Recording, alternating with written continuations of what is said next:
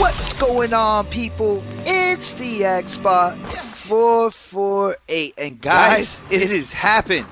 Hell has completely frozen over. Oh my goodness, I am in shock. I am in awe right now. If you want to know what it's about a video I saw yesterday from one of the bigger gaming media sites. Not the biggest, but Games Radar. Games Radar actually came out with a video about reviewing Drive Club VR. For people who don't know, Drive Club VR is for the PlayStation VR. And the thing about it is, they couldn't review it. And they made a video about how they couldn't review it. Everybody in the office that has tried to review Drive Club VR has gotten sick, to the point where they couldn't even play the game for more than 5 minutes at a time. I believe there was somebody in the office, there was one guy who was able to get a couple rounds of racing in, but he said the entire time he felt uncomfortable, he felt queasy. Everybody else got sick from it, and they actually put it out there.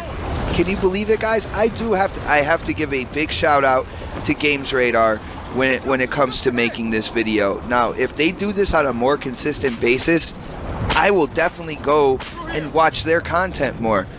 Absolutely incredible. You know, when it comes to VR, I have been by Crap Gamer's side. You know, big shout out to Crap Gamer. I have been by Crap Gamer's side from the beginning on this. I believe VR is an absolute fad, and it's not just the PlayStation VR. All right. You know, the Oculus, the Vive. I just believe VR gaming as a whole, I just don't think it's ready yet. Oculus and Vive, a little more ready than the PlayStation VR. Why?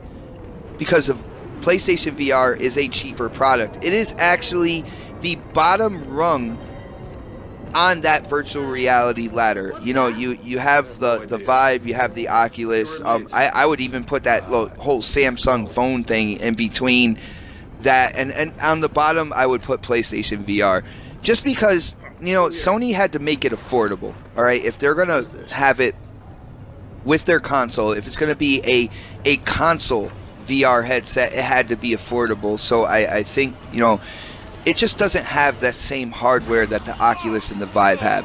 But then again, like I said, this is just a fad. But within this video from Games Radar, they didn't just talk about Drive Club VR. They also talked about a few other games that were absolutely unplayable. The Street Luge game, they said, was unplayable as well. And this is a serious concern. This is a serious concern for people who were excited to get this VR headset, because it seems that a lot of the games are like this. Not every game, and not all these side effects and stuff, they said, aren't going to affect everybody. But here's the kicker.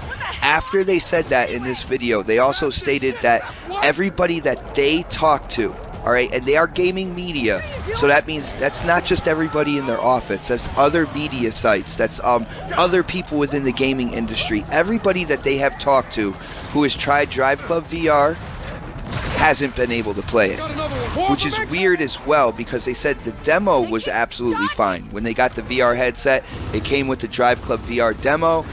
They said that ran fine. It was perfectly stable and stuff like that. And I want to tell those guys, the reason why the demo was stable, it was because it was only a piece of the game, and they probably wrote in more on that demo to make it stable. I don't believe that Drive Club VR is as stable as their demo is. And that's just because, you know, they had to make a full game, full content and stuff like that. You know, that uses memory to write, and the full game's just not as stable as the demo is. It's a no-brainer there.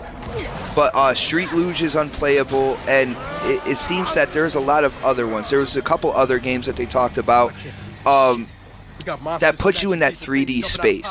All right, once it puts you in that 3D space, that's when people started getting sick. And it's not just motion sickness. There is something called VR sickness, okay? And what that is, you know, your body's sitting still, but your brain is seeing all this movement and stuff through your eyes, like you're there.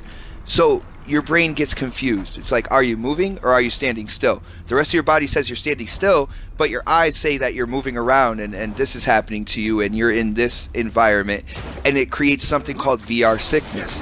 Now, people who are motion sick will also get sick from virtual reality, but these are two separate things. All right, so these are two things to keep an eye on. And when it comes to Sony's VR headset, it seems that there are a lot of problems. Now, I know, the stables, the ponies, the Sony extremists, they're going to come at me with this. They're going to say, you're just saying this because you're pro Xbox and stuff like that. I am pro gamer, all right, first and foremost. And I look out for my fellow gamers out there, no matter what console you're on or anything like that. And I have a genuine concern for people looking into Sony's hardware when it comes to VR. And it seems that Games Radar also has concern for people. They just didn't put it as bluntly as I am right now. Now, the thing is, when it comes to Sony's track record, Sony has made a bunch of decisions that were anti-gamer, anti-consumer, and they weren't called out for it. All right, so this is why I'm concerned for people who have the PlayStation and are looking into this VR. Who is going to call them out?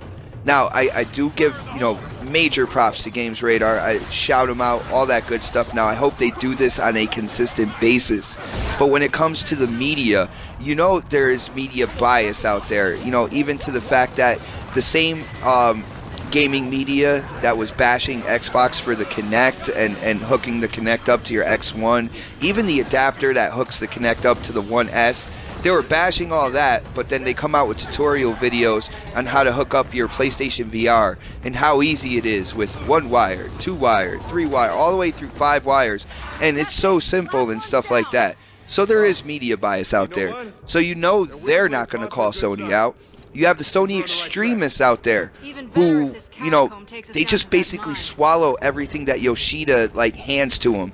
It doesn't matter. It could be a T-bone steak. It could be absolute shit. It could be broken pieces of glass. They just swallow everything, all right? And they don't complain about it. So they're not going to call them out. You know what's going to call them out? Lawyers are going to call them out. Now, I am interested to see what is on the PlayStation VR box in terms of warnings and stuff like that.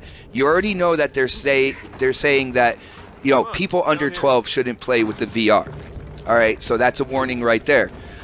They covered their ass when it came to children. But I wonder what other warnings are on the box or in the booklets and stuff like that. It'll be very interesting to see, because if they slipped up in a certain way, I have a feeling there are going to be a lot of lawsuits on them for that hardware getting a lot of people sick. As you can see from reviewers, Games Radar and such, games are getting people sick.